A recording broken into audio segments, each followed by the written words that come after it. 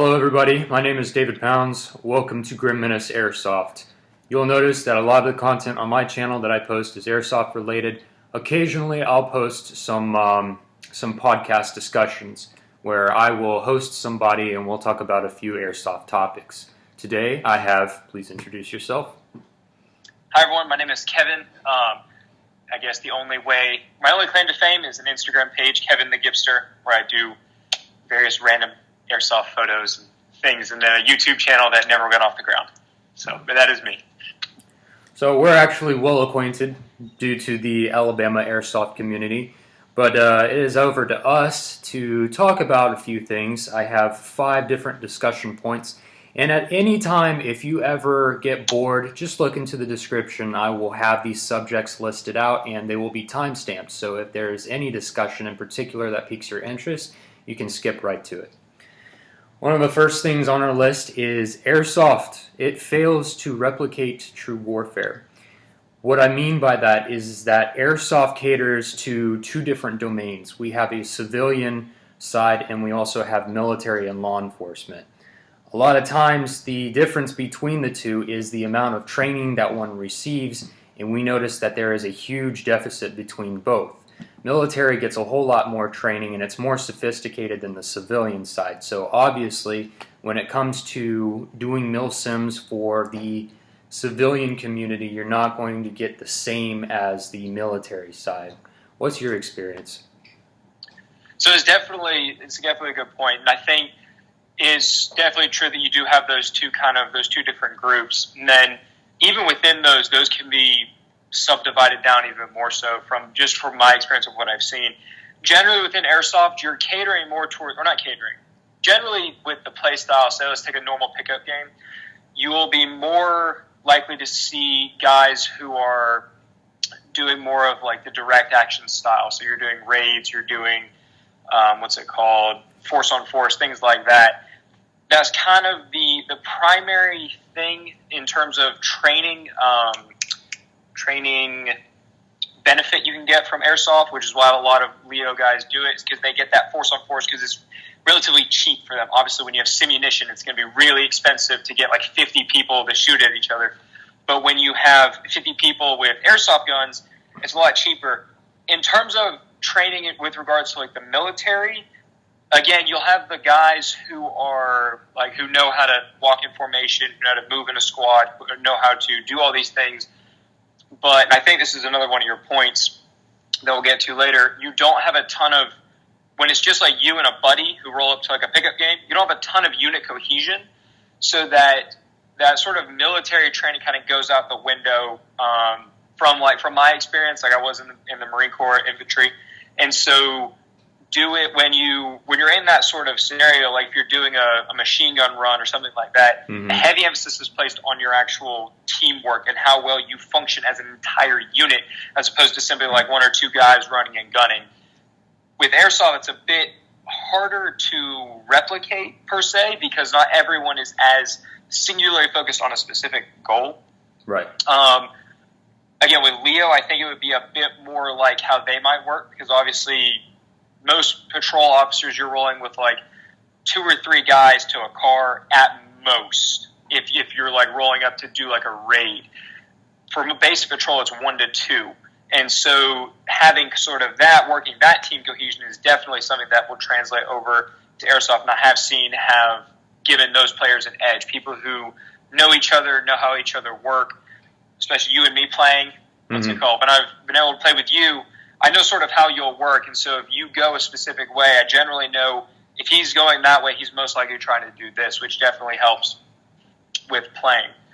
That's my take on it. That was a bit rambling. I do apologize for that. No, actually, they're really great points.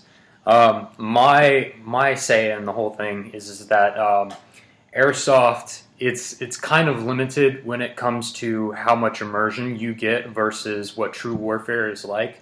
What a lot of people don't realize is that when people go on deployments, there's a lot of people that aren't actually seeing combat for the first time or even being involved in the warfighting area. But even then, if you're in a combat unit that's exposed to the combat zone, There's some times where it's not even conflict related. There's a downtime where you're not getting shot at. You're still having to do things like communication, equipment checks, all of that stuff. So that's why I say airsoft fails to replicate true warfare in some aspects. Other ways, it kind of touches things, but it just barely scratches the surface. To piggyback off that real quick, because you brought up an excellent point, saying like a lot of people who do deploy, they're not in a combat zone. They might be in the area of combat, but they're not directly involved in it. That's something that's very true, and that's something that even within like a dedicated, so take like Helmand Province, Afghanistan. Right. You can get deployed there as a grunt Marine. Your experience is going to be vastly different compared to if you were deployed as like a member of DevGru or Delta or something, because your job is very different. Mm-hmm. And the types of engagements you'll have, even if you do have an engagement, is going to be very different dependent upon your job. Airsoft, of course, like you said, fails utterly in terms of those actual like distance engagements where if someone's at the top of the road, I have to be careful. Like, so say someone's like 300 meters away. In real life, you have to be careful, like looking around the side of a building because they can pop you in the head with like an AK-47 with irons. With Airsoft, I can walk completely, I can be like 30 feet away from the corner because they're not even going to come close to me. That's true. So that is something that Airsoft obviously does fail to replicate in terms of actual warfare. And that's something actually I saw at one of the Milson West events we went to. I was talking with one of the cadre guys, and he mentioned like the position that we had was completely illogical in terms of what we should have been in if we were engaged in an actual conflict. We would have still been like, so the way it was, there was a giant building and we were sort of like kind of a smaller building. I think it was like 200 yards away. So we could see the opposing force. Neither of us could hit each other because they were up on a hill and we were down below. Right. But he said where we should have been was an additional like 400 meters back in the wood line, sort of staring out at them, trying to keep our concealment, trying to keep our cover, because that's really where you need to be when actual bullets and stuff are coming in. So I do think that is definitely something that gets overlooked by a lot of players who are like, yeah, Airsoft, it's great, it can replicate the military and stuff. And it can to a degree, but like you said, it's definitely not perfect, and it might give some people, it might develop bad habits in some people if they take it too seriously. It's like, yeah, this is how I should train without thinking in terms of, okay, this is the situation I'm in for this training. What can I do in this situation that is practical? What am I doing that is impractical for a real life scenario? Right. And the fact of the matter is that Airsoft, there's plenty of limitations that doesn't even meet the same thing as real steel. So our next topic is actually going to be, does Airsoft help transition into the military? This is a topic that can have both a yes or no answer, and I will touch on a few things. It's that the majority of what you learn, such as civilian taught tactics, will be overwritten as soon as you get into the military. A lot of times there will be people going into the Army, going into the Marines. They'll go through BCT, the Crucible, as you might have heard, and all of that kind of training is so much more advanced than what you're actually going to learn when you're playing Airsoft and you've not joined the military completely. There is another point that I have, is that it also depends on who is using Airsoft to what specific benefit. So there is actually an equation that I wrote out, which is Airsoft equals civilian application over military application and vice versa. As I said before, Airsoft, it barely scratches the surface of military life. As we all know, if you go into the military, you're not going to be deployed 100% of the time. Sometimes you're not even going to be touching a weapon for most of your career, depending on what you're doing. And then the last thing that I want to mention is that there is a lack of technology and weapons in the Airsoft world compared to the real world. You'll notice that the military is a multi-mission or a multi-agency operation that can include things like mortar teams, AC-130, drones, just a bunch of different things. If we had that stuff in Airsoft, you would notice that a lot of people are getting their ears blown out, their limbs blown off, and we are not to the point where Airsoft is completely innovated to that degree. Immersion, from an Airsoft standpoint, the only thing that we have is our Airsoft guns, smoke grenades, fragmentations, landmines, and claymores. To a degree, yeah. Yeah. And there is also a yes answer to this whole thing, but there's really only 3 points that I can think of right now. And if you have any other, please chime in. But the 3 things that I have on my list is that there are, if you go and do Airsoft to transition into the military, you get a lot of exposure to basics. And I cannot stress the word basics enough. But you're going to be learning how to use cover properly, how to use communication. That's a necessary skill in the military. And if you're going to MILSIM events, it's understanding chain of command. I absolutely love the fact that we get veterans that show up on the field, even if it's just a weekend game, because those guys come out there and they coach people. And that's kind of how I had my rise to fame for a short while. Is I hung around a lot of the veterans that played Airsoft, and they taught me so much. I could not thank them enough. So if you ever see a veteran or play with a veteran, make sure that you take their advice.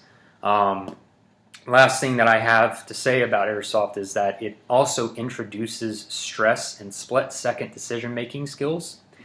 When you get into the military, that is going to be crucial. You do something like, if you go into the Marines and you go through the Crucible, obviously you're going to be doing something like, 36 to 48 hours, is it? It's 48 hours total, and you have a break for 4 hours in between where you kind of sleep. So everyone racks out, but you have alternating watches. So total, you get about 3 hours of sleep for those 48 total. And so it is a bit challenging, and it does, like you said, induce a lot of stress into just your decision making, what you need to do, how you need to think, just even like basic things of saying. And again, like 48 hours again isn't a really long amount of time to be without sleep, but it is definitely a challenge, and it does make you overthink and at the same time underthink things. So things that you might underthink as like, oh, this is going to be really simple, would be like climbing over a wall. You think, oh, I can climb over this real easy, and you run up to it and you realize it's like 6 inches higher than you thought, and so now instead of you just being able to jump over it, you have to have people come help you, and then you overthink the simple things of like, okay, hang your clothes up to dry because it was wet. Okay, I need to hang up my clothes to dry. If I hang them over there, they're not going to dry properly. But if I put them on the floor over there, they're still going to get dirty. But there are bugs. There's a spider over there, and so you start like overthinking all these really simple things of like just throw your clothes up on the beam, like it'll be fine. And so it is like Airsoft can help induce that stress. Mm-hmm. If that was your last point, I do want to go back because you made some really good points, and I want to piggyback off some of those. Go for it. So the first point you said was that exposure to the basics. Yes, exposure to basics. That is a huge, huge thing with Airsoft. That's just really good to have. It just exposes you to, first of all, it's just basic weapons manipulation. Just working your fire control group on the side of your gun, whether an AK, AR style, just whatever. It helps you really figure out, okay, in tone, all right, my gun comes up, I pull the safety off, it comes down, I put the safety back on, I know how to break the weapon in, I know how to punch it back out. It just really, it gives you just the basic understanding of how these things work for your weapons, basic understanding for just movement. If you don't know how to move tactically, you learn very quickly because you will get shot. And that's something that, like, flat range training and just kind of, even like when I was in infantry school, like it's kind of hard to drill into someone's head saying like, hey, I need you to combat glide, meaning that you're not jittery, you're not stuttering, you're moving smoothly across the ground from point A to point B. That way, if halfway through you hit a rock, you don't trip and fall and then get lit up on the side. You learn that really quick in airsoft, that if you're not moving comfortably and smoothly and you trip and fall and you're in the middle of somewhere, people don't care. They will light you up because you are now a free target. So definitely like teaching the basics and just giving you an overall understanding of kind of how things work is a very beneficial thing to airsoft. The overarching question of this was, how does it help you translate to the military, correct? Yes. So in terms of that overarching question, I would definitely say that, like you said before, there are certain aspects that do help with kind of that transition. First and foremost, I would say is just that exposure. Like you're getting to see military equipment. You're getting to see people acting in a militaristic fashion. You're getting to see it live as opposed to simply just like on TV or in a video game or a movie. And so it's just simply that exposure to, oh, this is kind of what the military is like in terms of what I would see. And then also, too, in terms of the people you're going to interact with.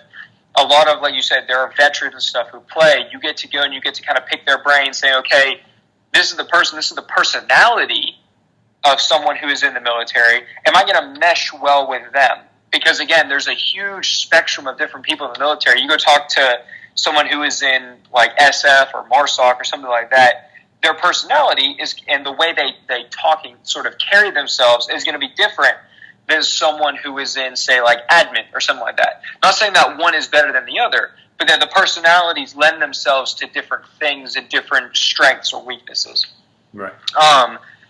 In terms of the overall like understanding of military procedure and stuff, you brought up chain of command. That's definitely something that is good and bad, I think, about airsoft, because you do at certain points, like especially in a milsim, you have your chain of command, but it does lend itself a bit too freely to you thinking, oh, my chain of command is very nice to me right now.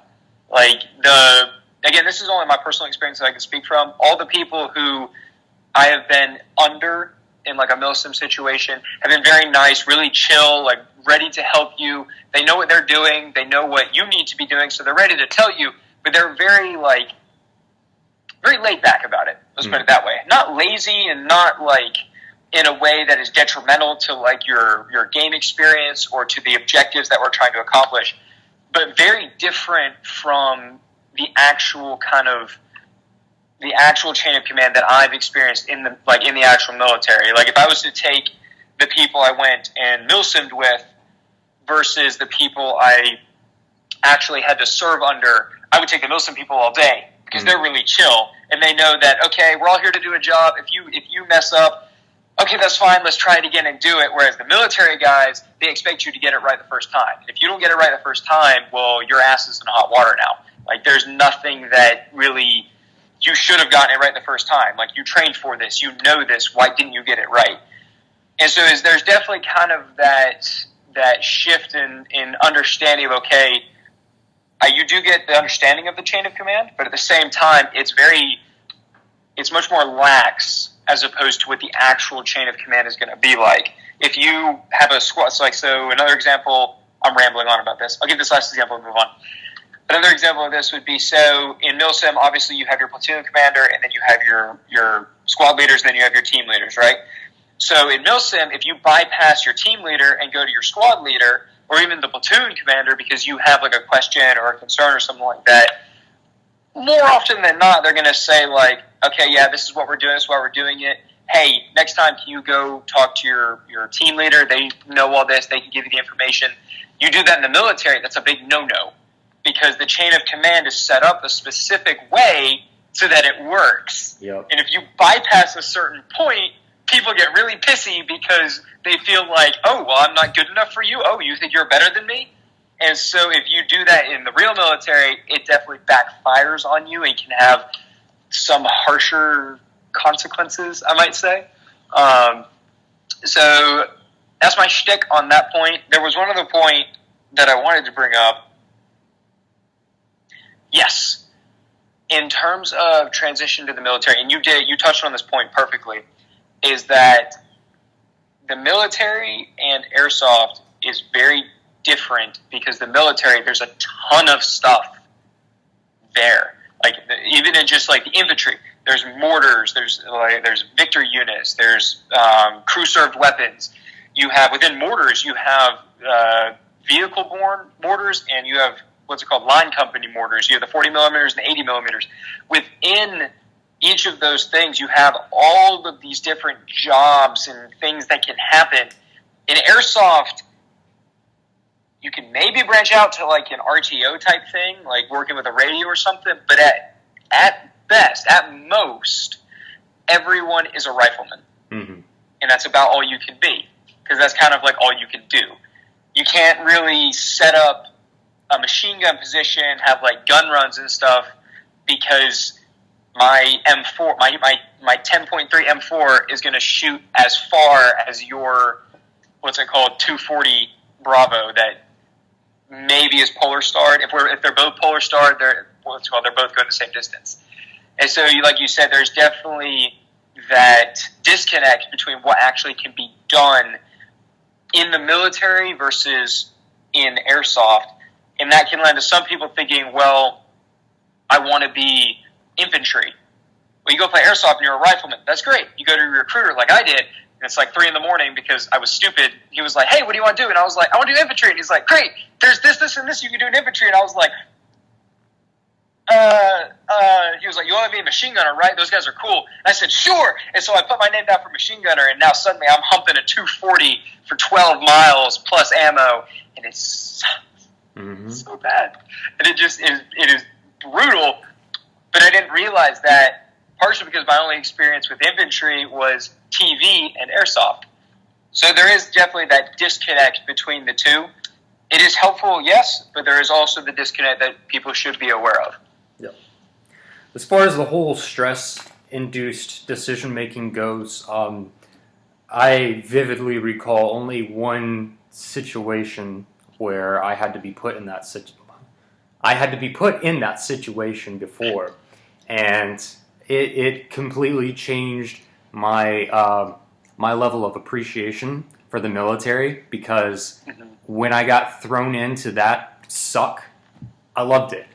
I absolutely fell in love with it. And I went to Operation Overwatch 6 January of this year, and it was this situation where you have a 36-hour to 48-hour scenario, and truth be told, I lacked proper meal. I did not nourish myself well enough at that event, and I only had 5 hours of sleep. And that did a lot to me, but I still wrecked at that op, and it was the best experience that I've had. You know, I've been shot at with an AK, blank rounds, obviously, and shot out of a helicopter, which is something that I really didn't think I would ever do in my lifetime as a civ. But hey, you know, that's a neat experience to have, especially if you're playing Airsoft. Okay, so we're going to go back and talk about cohesiveness. Obviously, we know that there is a branch off between military cohesiveness and the cohesiveness in Airsoft. So one of the things that I wanted to touch on is the fact that when you're playing Airsoft, you're usually running with a group of, let's say on average, 20 people as a typical force-on-force. Most of those people you don't even know at that field, and you're not working together as a company. A lot of things are just completely broken up, and maybe you show up with 1 or 2 people, and you try to do the best you can to operate as a team. My point here is that tactics do not succeed unless you train together. Have you been familiar with that? Yes, that's something that's actually a really interesting thing, is because, like you said, both you and I have been to fields where you show up, you're playing with people who have been playing for like 20 years, you're playing with the new guy just showed up, you don't know either of them, and you all just get thrown onto the field to like go at it. So there's definitely kind of that like, okay, for the most part, I'm the lone wolf thingy. Like, I got to do my own thing. I kind of know what he's doing, and I kind of know what he's going to do, but in general, you got to take care of yourself. And there's definitely that lack in cohesion. And like you said, you have to actually train with someone to know what's going to happen. This is like that's definitely true. And again, I think that's why we did. That's why I'm like just now realizing this. That's why we did so many like gun runs and dry fires and live runs for when I was in the Marines, was to build that cohesion.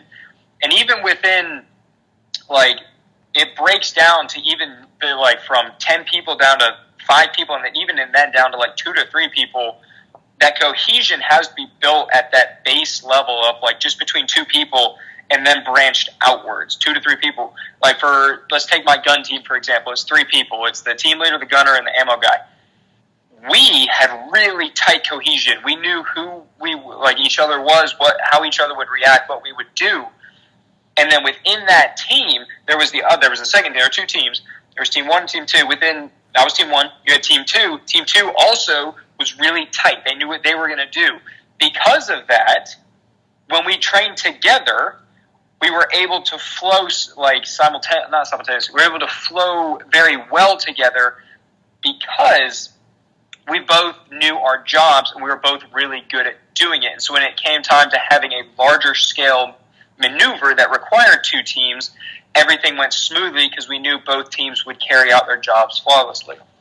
The interesting thing about Airsoft is kind of this. You get,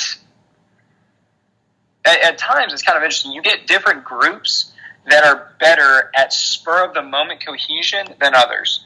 Because again, this is just my personal experience, but I've played, again, like you showed up, been like the only guy there, I didn't know anyone else, I didn't have any of my friends. We show up, we make the best that we can, and we roll with it.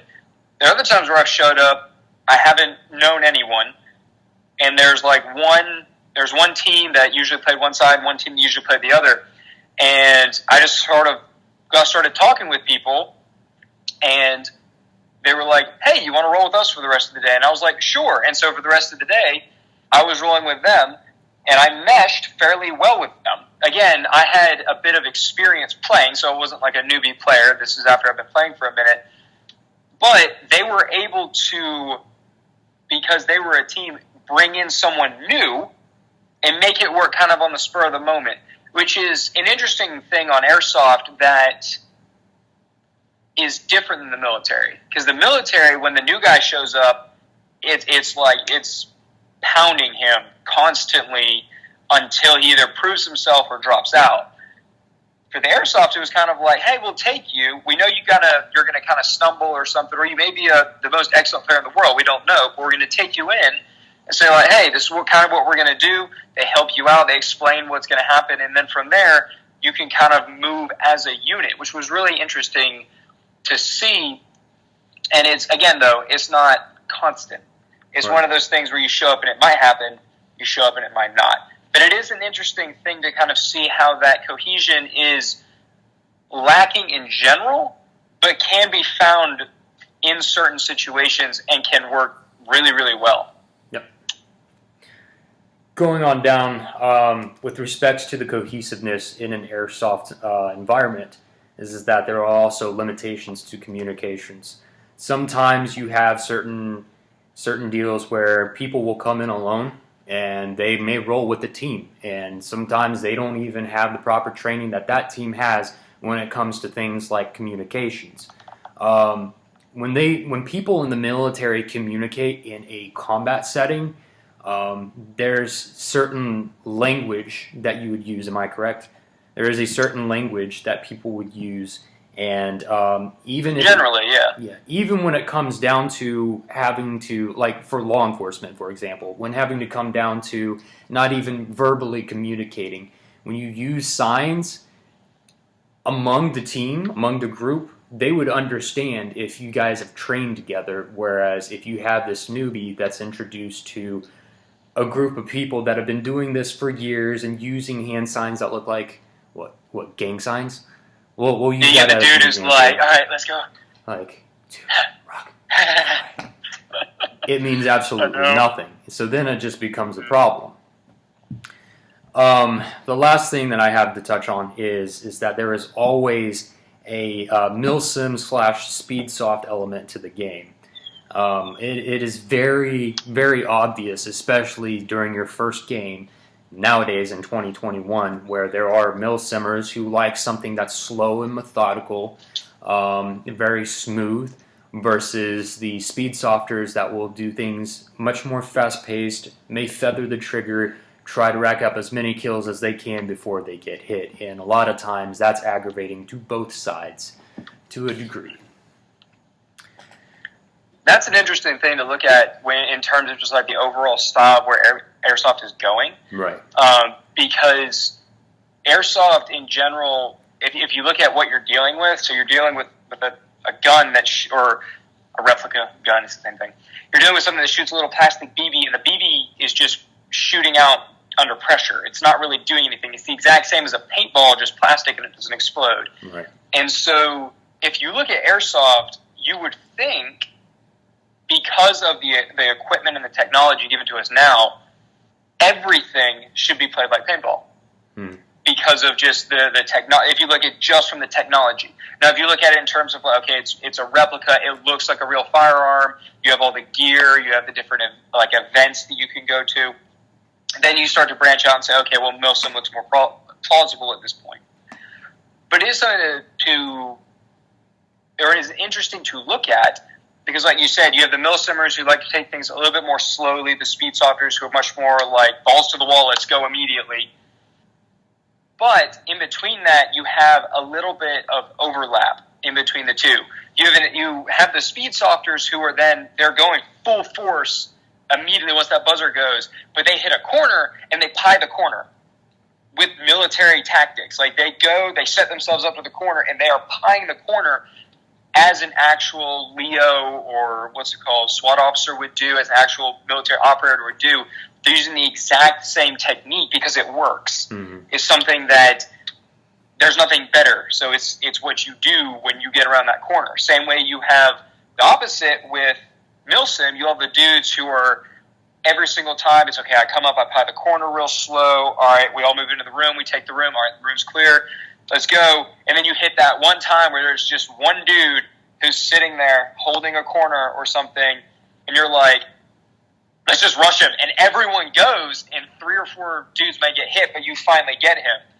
And so you do have that sort of the mix of the two within actual Airsoft gameplay, regardless of kind of where you're going, where you have the tactics from the military brought into the game, but you also have, because of the technology that we're dealing with, that influences kind of how you will play. And so the milsimmer will, in essence, become a speed softer for a fraction of a second. The speed softer will become a milsimmer for a fraction of a second as just you play the game and stuff, which is really interesting to kind of see how people divide into those two camps, at the same time don't seem to realize it's like, hey, we're all just here to play the game. We're all just here to have fun. Right. We're all kind of using the same thing, just at different points and at different energy levels.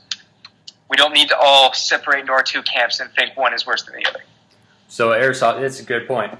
Airsofters, what to understand is that the conflict and frustration behind the two is that there really isn't much of a mesh between the two styles, but there are some instances where one or the other may lean a little bit into one style, then just crawl back into the other style, if that sort of makes sense. All right, the next one on the list is Milsim events. These days, Milsim events are becoming more challenged, more so in the way that they provide different things to the table. So, one interesting point is the expectation versus reality. And you are going to get a lot. Oh, you had to bring this up. You are going to get a lot of discussion between the both of us about this, because Kevin has been to Milsim West and I have been to Doomsday and Desert Fox events. So what would you like to share about Milsim West? Expectations versus reality. Expectations versus reality, bro. Like, it was my experience. And again, I think this was definitely, I've talked to a lot more people who were at the same event as I have, that I went to, and they had like a similar experience. So I don't know if this is across the board, Milsim West, Some people said it kind of is. Some people said it wasn't. But expectations versus reality. When I went into the Milsim West event, the only two things that I had in terms of experience-wise was the military, like obvious actual military training, and then like the Desert Fox Jump to Crimea video, which I had watched I don't know how many times just because it was so cool. And so I go into Milsim West thinking, okay, this is probably going to be a mix of like a pickup day game with like a field op. So this is gonna be a fun field op was kind of what I was thinking. And I got gut checked immediately upon arrival because the op board said arrive at, I think it was like 18:30 or something like that. Arrive at 18:30, we'll get chrono and everything. And I was like, okay, we'll get on this pretty fast. I show up and no lie, they hit the military's lack of time efficiency to a T. Mm-hmm. We sat in the parking lot. Until 21:15. Damn. I think. Like, we just sat there. And again, like, through no fault of their own. Like, this wasn't kind of a, like, oh, like, someone messed up and we need to do something. They were getting the paperwork done. Mm-hmm. And everyone chronoed.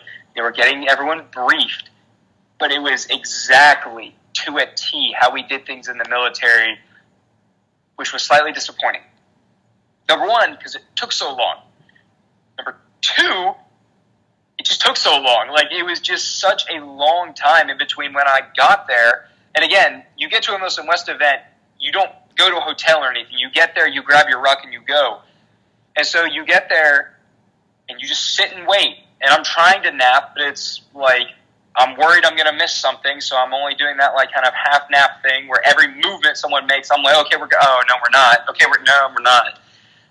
And so that was kind of the first big reality check. The second time was as we're hiking in with my pack, and we don't take any fire. I don't see the enemy. Mm-hmm. I'm one of the few people with night vision. Those few people who did not have dual tube night vision are barely using it because it doesn't work. It was to a T exactly like the military. From the time I got there to the time I left, say for like 3 hours on Sunday, it was a military field exercise, which are boring as heck. Mm-hmm. If you can't afford dual tube night vision, because that's when all the fun stuff happens in the military too. That's when all the cool goon shit happens, is at night when you have your night vision and you go do like a raid or a gun run or something. And so that was really sort of the first thing where I was like, expectations versus reality. My expectations were this was going to be more, I was expecting this to be a lot more fun than it actually was. It was a ton of boredom, a ton of waiting, a ton of very cold, sleepless nights, and just towards the end, we had one major raid on the building. It was GTI, Government Training Institute. We had one major raid on the building, and like it was over in like 3 hours. Like that's it. Like Third Coast Airsoft has an entire 2-day event revolving around that facility where you are from the beginning assaulting that area. We had 3 hours to do that, and within those 3 hours, I got into a firefight like twice and died 8 times from like murder holes and things, which is, I will admit, very realistic to the military, where they just hide and get you, that everyone camps. But that was sort of my expectations versus reality point. What about you? Yeah. The AO, for certain, definitely changes the way of the intensity and the... I was about to say, you had a much better AO than I did. Yes. So for anybody who's been missing, Operation Overwatch takes place in an AO that's 1,200 acres. And it is a correctional facility that has not necessarily been gutted out, but let's say it's more like abandoned. And this AO it's relatively flat. There's lots of prison blocks. The dynamics of night and day, inside versus outside, really changes a lot. sometimes you may actually have to use tubes, which, speaking of, I really need to get myself some night vision. I have been dying to get some. But dude, save them and get duals. Do not go for the little like PVS 14. That thing is a waste of money. I want duals. In my opinion. I want duals. Absolutely.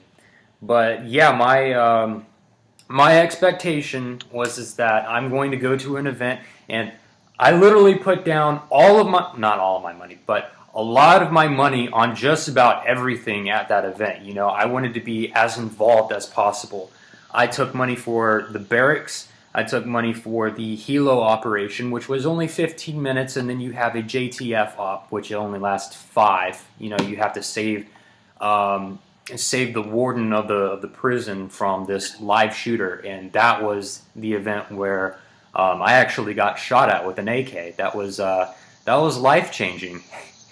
And let's see. And the reality is that there were times when I had to run like hell because the AO was it was grandiose, it was expansive, and to get to the conflict, you got to run. That's just all there is to it. But it was definitely fun, and like I said before, it was about 36 to 48 hours. I really want to say 36, running on 5 hours of sleep, maybe a meal and a half in that time period, and yeah, it took a lot out of me, but I enjoyed myself.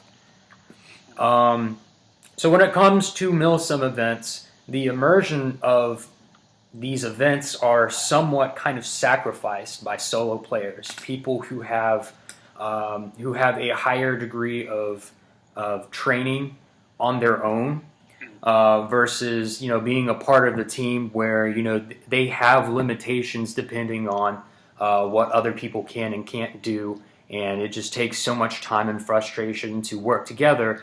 So there really is this kind of element where you have this person that knows how to move and how to shoot alone inside of a cell block versus these 4 or 8 people that are in tight corners, and it's very cumbersome. So that really just kind of eliminates a little bit of the immersion, and it's embarrassing really to get squad wiped by this one guy. I know I would be mad as hell if that happened to me. But I did that sometimes. I took out squad vehicles, and it was the best feeling ever. It's like I have bragging rights. That's one of the cool things too about Airsoft is that, and especially sort of like these bigger events. Mm-hmm.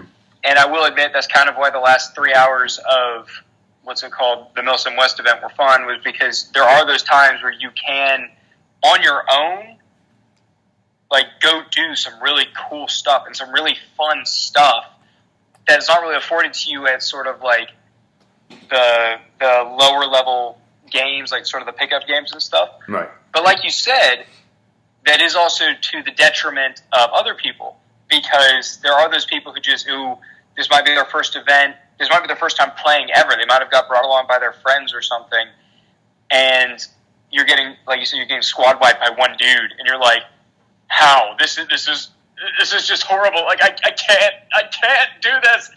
And so there is a bit of that detriment where it does break the immersion slightly, because in real life you never leave your team in the military ever.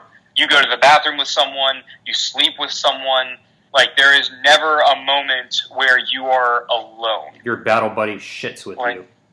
Yes. You have them there, and they turn off, and you sit down, and you take your shit, and you talk to them for a second. Then you get up, you move over, they take their shit, and then you both go back to wherever it was you were, whatever it was you were doing. And so that is, I do admit, something that kind of, it can break the immersion a little bit. But at the same time, I think it does have a bit of value, because it lends value to the individual player themselves. Because that does allow them to, in the moment, like I'm sure you obviously now have this experience of like, I know what works when going up against like 6, 7, 8 people who, even if they might not know exactly what they're doing, that's still 8 people you have to figure out what to do. Like how to deal with. Mm-hmm. And so that's something that is definitely, I think, is maybe a benefit to the lone wolf type thing, is that as an individual player, you can go and get these learning experiences. Because if you're like me, I'm not as good as you, and I go in there, I get wrecked by 8 dudes who all see one guy coming through a door. And so that is something, too. You get to have a bit of these learning experiences as you go, which, although it breaks the immersion, I think can also be a bit of a benefit to sort of like the Milsim style events. And there's also a new element in that specific scenario where if one person holds that objective for long enough that they can set that place up, ready to go gung-ho for anybody that walks through that door, it is so easy. I can't tell you, but that's just getting into the cell block alone can be challenging because we have this term called fatal funnel. If you linger through that doorway, it's trouble for anybody. So you got to be on your toes and you got to be swift and violent. So I love that term violent too. That's something that a lot of people at Airsoft really like.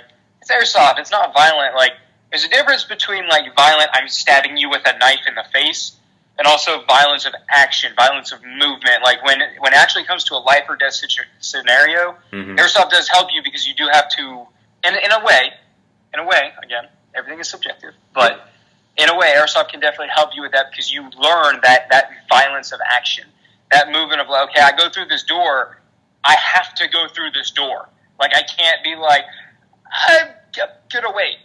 No, it's like, I go and it's balls to the wall immediately. I'm in, I'm moving, okay, I got shot, or no, there's a dude and I pop him. So that is something that is definitely very beneficial to Airsoft, is that you do learn that violence of movement, that violence of action with something.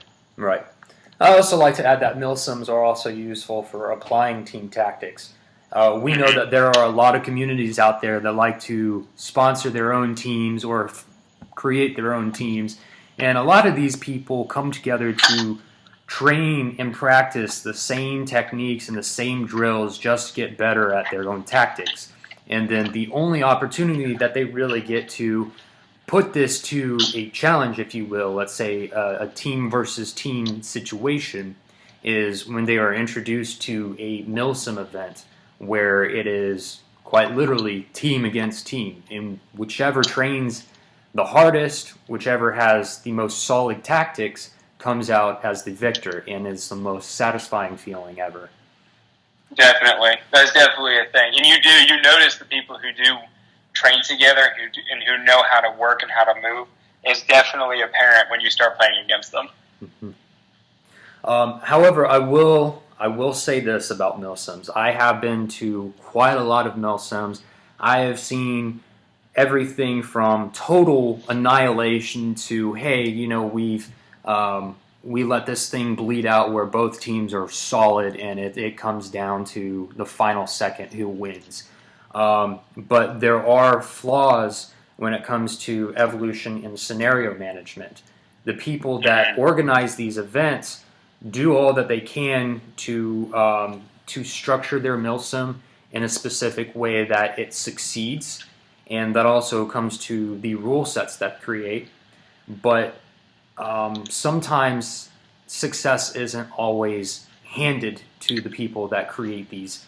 And such an example would be Operation Bleedout. This was an example where I was the commanding officer and shit went down. I will say it like that. There were times where a lot of the enemies would hold objectives for such a long time, and the event organizer got so frustrated thinking that we could never take that back that eventually he blocked off that objective. He blocked off that side of the field and told you to go play team deathmatch over there, where the objective is crucial to earning points to where your team could win.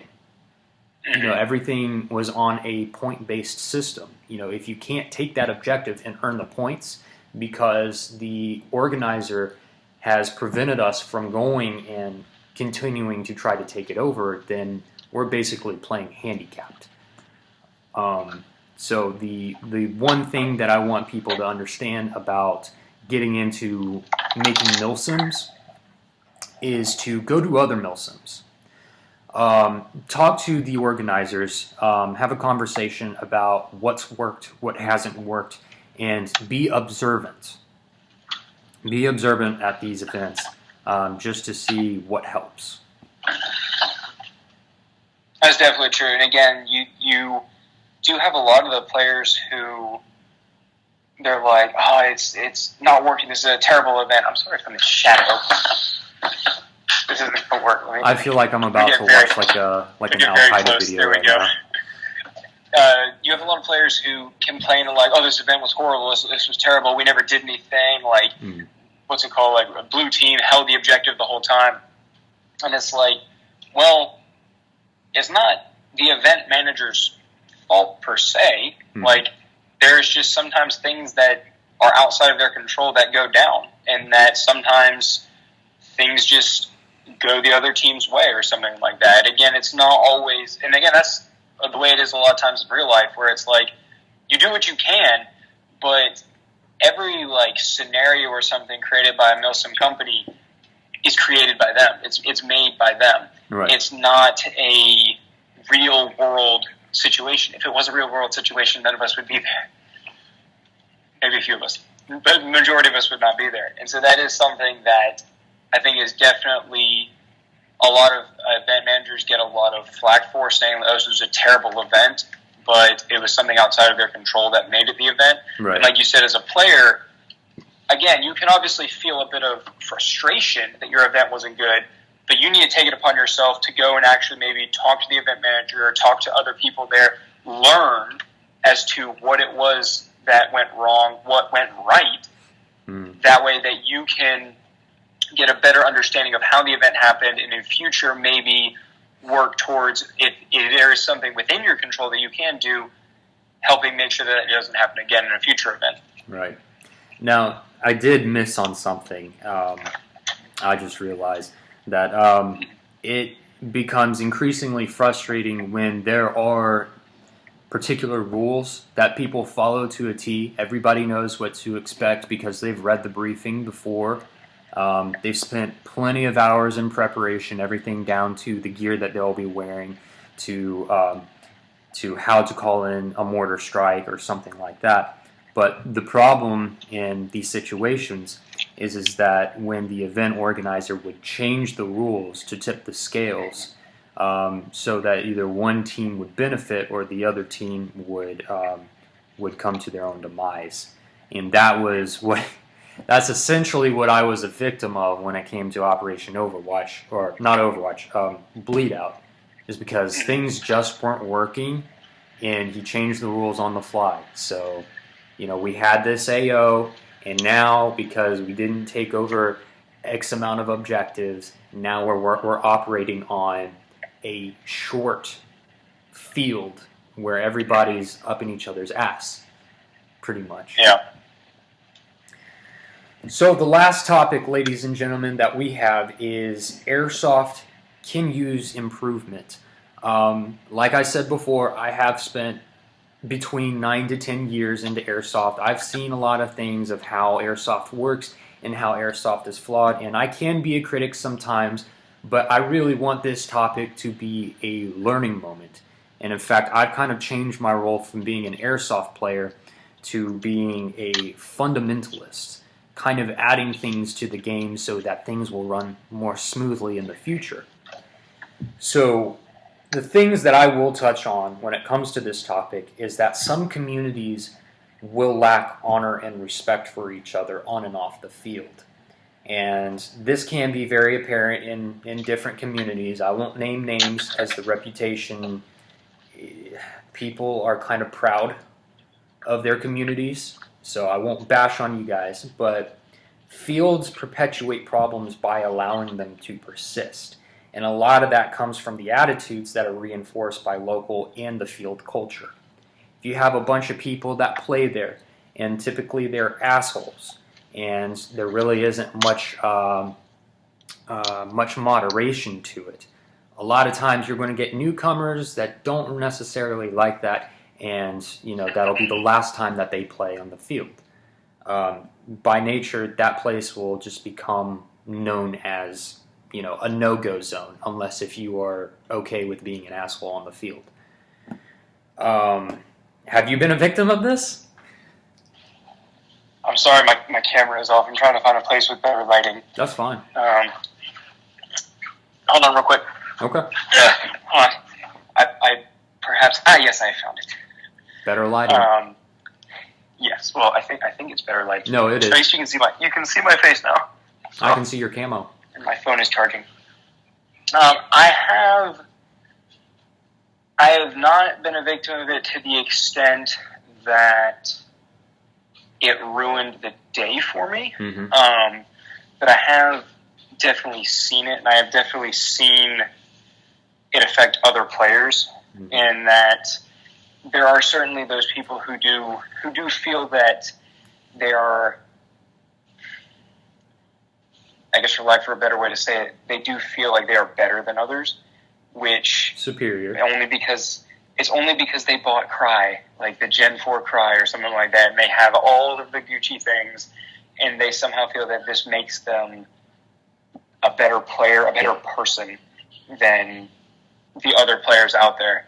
And that is certainly something that is more prevalent than it should be within the Airsoft community. It's something that we do as a community need to do a better job of policing each other on, saying like, hey, we're all just here to have fun. We're all just here to play a game.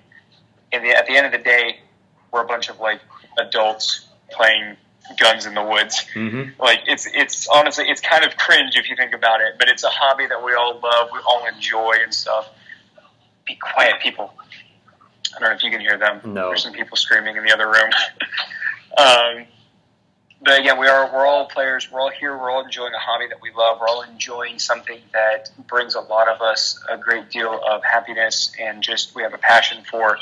And so this is something that, in general, the community does need to do a better job of policing each other and just saying like, hey, we're all here. Mm-hmm. We're all equals. Some of us simply have more experience than others. Some of us have bigger wallets than others. Yeah. But we're all here to play the game. We're all here to enjoy it. That really shouldn't take away anyone's fun just because someone else has more money or more experience than someone else. Right. So regardless of the attitude that you have at the field or in your local populace, really we should all come to the same vision and understand that Airsoft, it is a hobby, it is a sport, but most importantly, it should be a support group. I've seen a lot of instances where people will come back from an event and it may change their life. I've seen people that, have fingers torn up because they mishandled a grenade and it went off in their hand, and people talk about it online and then they get shit on. It should be a support group. Obviously, there are things in the sport that sucks, but it's not necessarily we are coddling your weakness. It's more giving sympathy to the other person. Like, we can understand that there are some things that sucks. There are some things that sucks about Airsoft, but we are here together to support each other. Absolutely. Another thing here that really needs improvement in the Airsoft world is that there is a lot of negligent discharge, friendly fire, and negligence of distinguishing targets. And where I come from this is that not only have I been a player on the Airsoft field, but I have been a field marshal, I have been a videographer and photographer, and it would not matter if you wear a neon vest. It will take literally nothing for anybody to shoot at you, and you don't even have to have a gun on you. Yeah. The thing that I have to say about this is it would be important for our community to teach each other how to stray away from this malpractice. In fact, I believe it's more so a lack of fundamentals. We should become a little bit more familiar with target acquisition before we engage our targets. People don't really take the time to because they're impatient. They don't take the time to wait until they see if they're bans or no bans or tan or green. And it really kind of ruins the game when you get friendly fired. I understand that. Have you been a victim? It goes back to what you were saying at the beginning, how like Airsoft can teach you the basics. Yes. Like that's like the basic. That's Yes. rule. What's it called? That's your fourth. No, your fifth.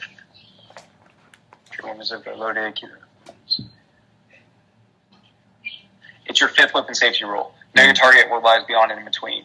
But the thing, know your target. Yes. Like, know what you are shooting at. That's something that is definitely, like, just by and large, that's actually something that I have been trying to work on a lot recently, and why I'm much more hesitant to shoot people, especially even if I come around a corner and I know that they're enemy.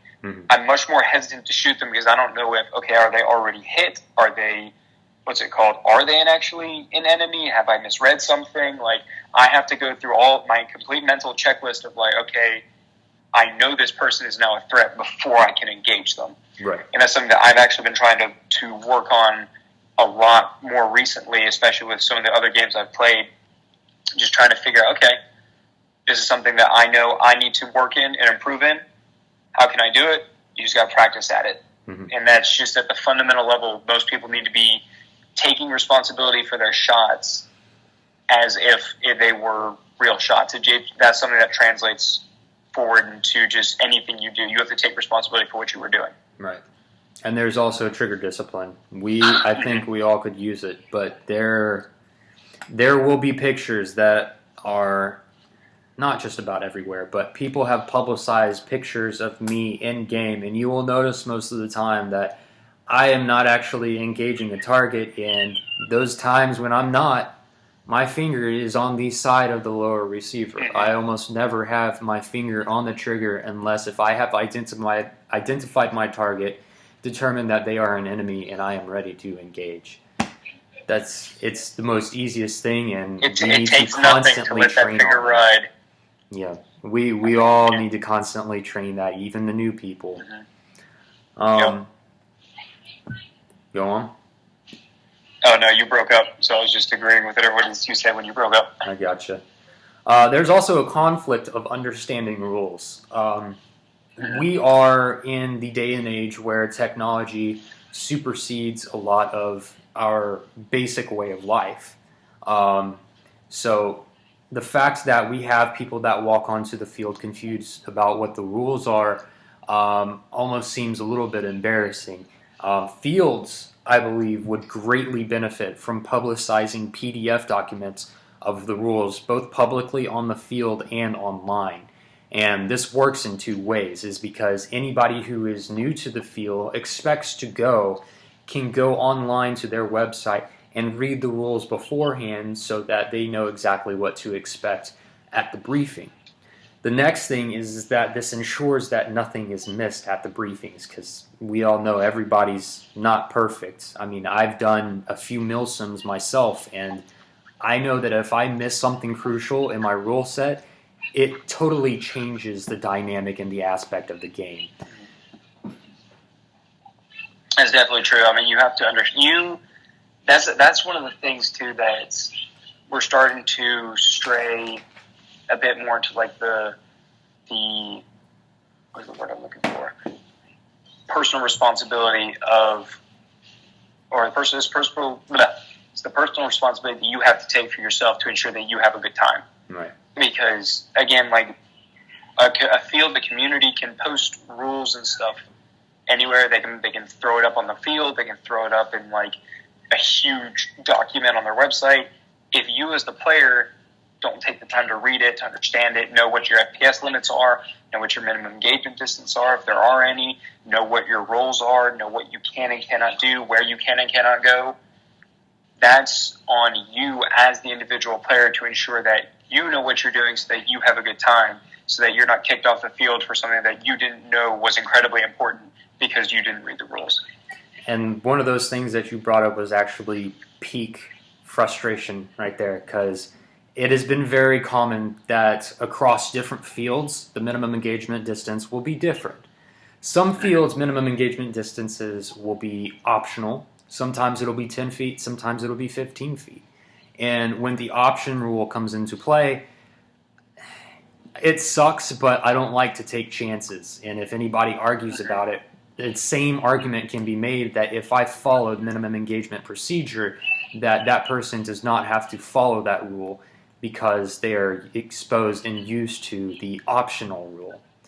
So never take the chance. Yes. If there is an option, don't take the chance. I mean, it sucks. I know I don't like it, but if you can, try to shoot them in the plate carrier. That's all I have to say about that. Yep.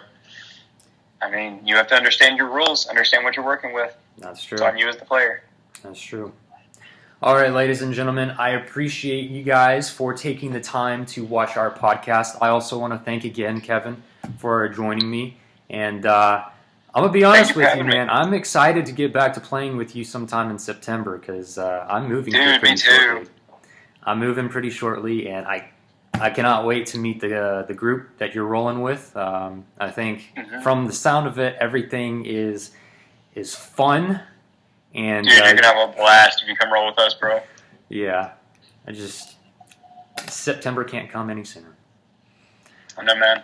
All right. Well, thank you guys for joining us, and we'll see you next time. Out.